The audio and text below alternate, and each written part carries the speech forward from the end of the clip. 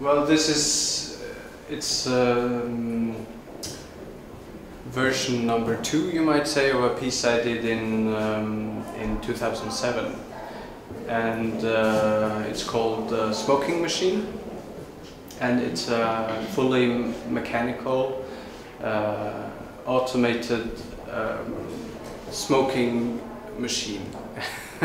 So it runs through the different sequences that are stages that are required in order to smoke a cigarette, which is first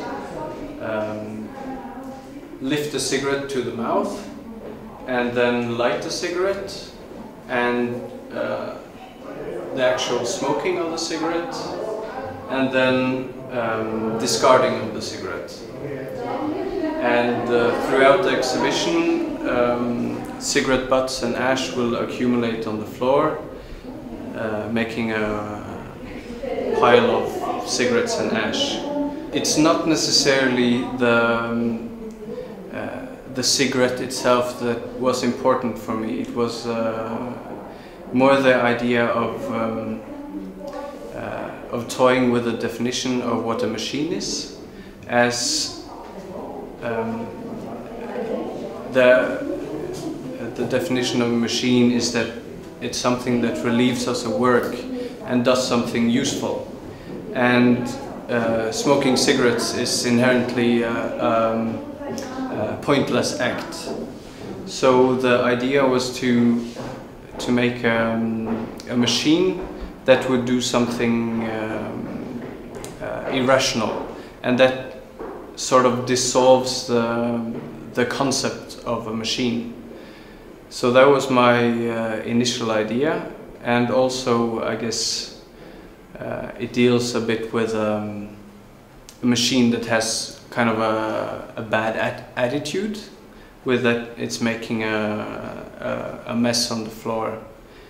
Well, Tinguely is one of my really big inspirations, so I'm truly honored to be showing in his museum.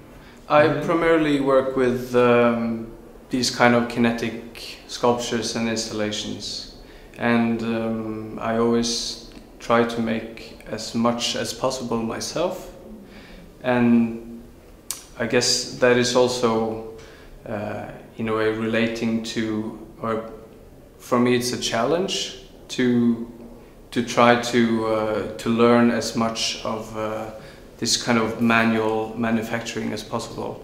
And it relates to the way technology today is becoming less and less available for us.